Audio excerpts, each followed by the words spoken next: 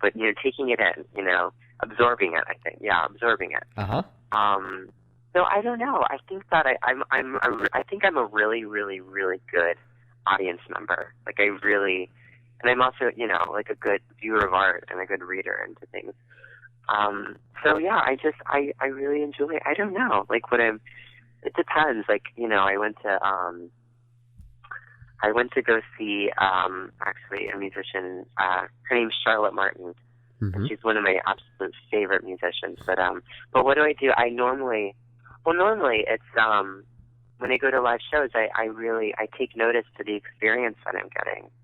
And I know that sounds weird and vague, but with the computer and the internet, it's like you really miss out on a lot of what's going on when you go to a show. Right. I mean, the ambience that you're delving into, that you're, going deep in, waiting for the performer to come on, sitting in your chair and squirming or drinking or eating something, waiting or talking with your friends before, the lighting, the mood, how the instruments are arranged, what the music, what the playlist is playing before the artist comes and who is opening. You miss that, and then you miss the live performer, obviously, when you just see it on the internet. And it's so much better in reality. I mean, it's so much better when it's right in front of you. Oh, absolutely. So yeah, I think that I'm just really taking that in for sure. What's your favorite? And this is I know how I am, but I would love to know it from an artist's perspective. What do you prefer? Do you prefer going to the great big arena shows like at Madison Square Garden, or alternatively going to a small club and seeing a group perform there right in front of your eyes? Well, I've never been to an arena. Really? So, yeah, I've never been. I've never seen a musician. I've never seen like a big Britney Spears act. I've never done it. So, but as opposed to maybe like a big theater or like a club, I don't know, because both of them have their perks. I love the plugged shows, the super plugged shows. Like I went to go see St. Vincent actually, and that was an incredible, amazing show. And I've heard that she's brilliant.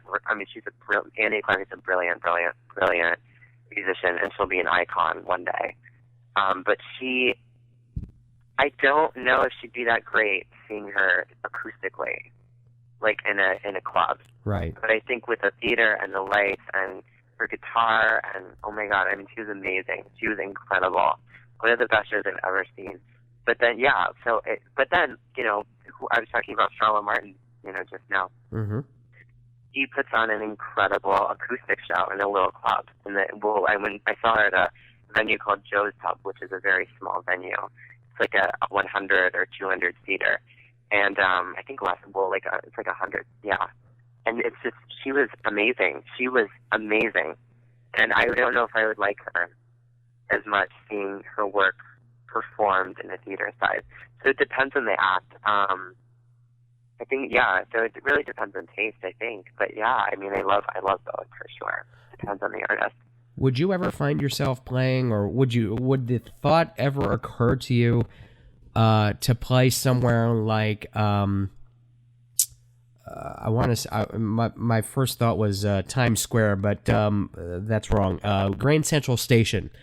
I have heard stories and seen articles about artists, especially famous artists who nobody knows, will go to Grand Central Station and they'll just play for a little while, for donations. Is that something you could see yourself ever doing? Oh, like busking? Yeah. Oh yeah, I've done it before. I've done it. What's it like? It's cool. It's wild. You really I don't know. It's great. I mean, I made a lot of money, so it was really nice. I took myself out to dinner actually afterwards.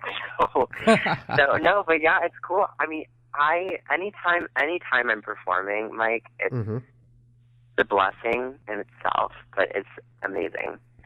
So I mean, anywhere. I mean, even when I played shows in front of no one, the sound man was listening to me.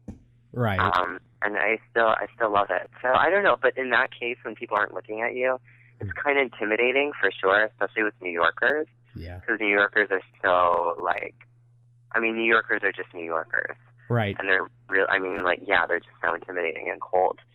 So when they just look right past you, it's kind of a bummer, but it's nice because you know your skin is growing thicker, but yeah, it makes you a better performer for sure. Are you ready for this winter to be over with? Yes, I really, really, really am. It's been really bad in New York, New York City. I can't even.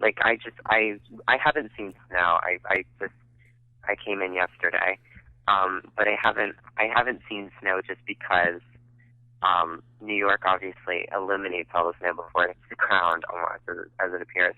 But yeah, it's just brutally cold, and there's something really depressing when it's unreal how cold it is, but there's no snow. It's so weird, and it's nauseating to a point. It's really disgusting. So I'm so excited and hopeful that this cold wave will finally disintegrate, which I hope so. Yeah. So earlier you mentioned that you do like to imbibe just a little bit. What's your poison of choice? My poison of choice? Alcohol. Alcohol. I'm definitely. I was like, oh my gosh! I was going to say chlorine or something, which is the only poison I really know. But okay, what's my choice? Well, I'm a wino. Okay. And I have to say, Bellinger's white wine, the White Zinfandel, is my favorite. I like white wine. Red wine gives me a headache. White wine, so I'm like a soccer mom. I was like soccer mom. Drink that. So okay. Yeah. So I'm very much into the white Zinfandel. So it's safe to say that maybe you're not hitting the Jack Daniels, or you're not a Grey Goose kind of guy. Sometimes if I'm broke, if I'm I will take. I definitely can do. I'm Irish, so I can do shots very well. Goes down like water. I'm just kidding. It really doesn't. But no, yeah, I would rather take. Oh my God, I would rather take a glass of wine over shots any day, because I've come to the point where I'm I don't drink to get quote unquote fucked up, but I definitely, it's more of a social thing now. But I don't know. I still manage to get drunk almost every time I drink. So. So, do you have your website up and running, or where can people see you if they want to keep track of your art or things like that? I think the main place is definitely my Facebook account. That is the most. Well, they're all up to date for sure. But my Facebook account, which is www.facebook.com/MichaelRyderMusic, and that is the most. I guess it's the most rapid of information. And there's a countdown for the EP. Which we're on day 3. I have to plug that in. But yeah, that's the most up to date. And yeah, my main website, the MichaelRyderMusic.com, it's in need of some repairs. So I don't put that much on that. I know it's pretty bad actually.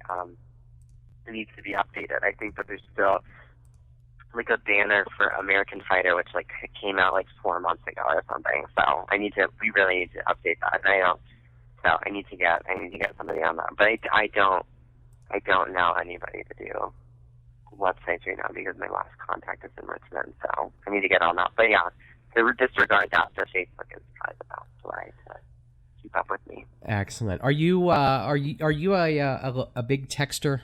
You and I have been communicating by text a little bit. Are you constantly on the go as far as texting is concerned? I try not. I really try to not be much of a texter. Well, actually, I never really was a huge texter. But no, yeah, sometimes yeah, it's probably the best way to get a hold of music through text, yeah. Excellent. And final question as we wrap things up here. I kind of teased this to you as we were setting up